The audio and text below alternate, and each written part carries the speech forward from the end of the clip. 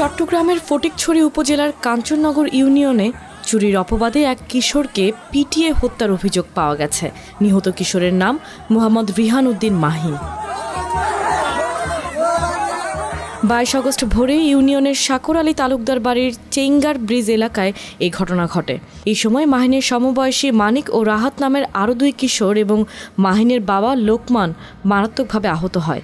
এত বড় গেবেদি একবারই আর বাইফু তেলে গড়ি গেইও গই আর কি বানি গাইব আগজ দিয়েছো নাচনারিরা সব নিজে লোকে নি বানি দি আর কথা তোমার সহতি মেত্রে তোমার সহতি তুমি সর তোমার কি অধিকার আর কিছু অধিকার ন থাকিলে আর বাইফুত।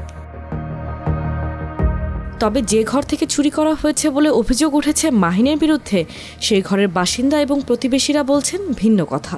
ওখানে রাতে 3টার দিকে না কিছু নাই আমাদের ঘরে ঢুকে নাই নাই ওই লাস্ট মাথা যাই দেখতেছি ওইখানে পুরো বাড়ি মানে পুরো বাড়ির লোকজন এসে ওদেরকে ওই পশ্চিম দিকে নিয়ে গেছে।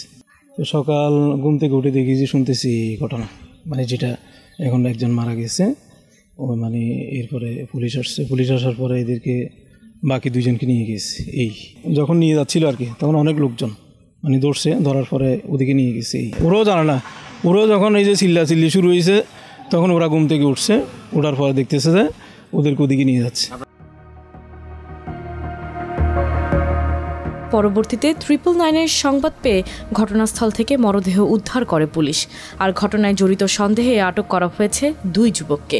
একই এলাকার আরো 2-3টা ছেলে ফেলে এদেরকে চোর বলে ধাওয়া দিলে এরা যাইয়া এদের কাছে একটা নির্মাণাধীন বাড়িতে ছাদে উঠে ছাদ থেকে ধরে এনে আরো কয়েকদিন একাত্র হইয়া এদেরকে রশি দিয়ে বেঁধে কালভার্ট সেঙ্গু ব্রিজ এদের উপর বেঁধে মারধর করছে। মারধরে এক পর্যায়ে একজন মারা গেছে। আমরা যাইয়া বডি রিকভার করছি, আহতদেরকে রিকভার করে এদের চিকিৎসার ব্যবস্থা করছি। এই ঘটনার সাথে জড়িতদেরকে সম্পর্কে বেশ কিছু তথ্য পাইছি। আমরা ওদেরকে গ্রেপ্তার অভিযান আমাদের অব্যাহত আছে। মাহিনের মৃত্যুর পরই ঘটনাস্থল থেকে পালিয়েছেন তাকে মারধরে জড়িতরা। গ্রাম ছেড়েছেন অনেক পুরুষ, কেউ কেউ দিয়েছেন গা ঢাকা।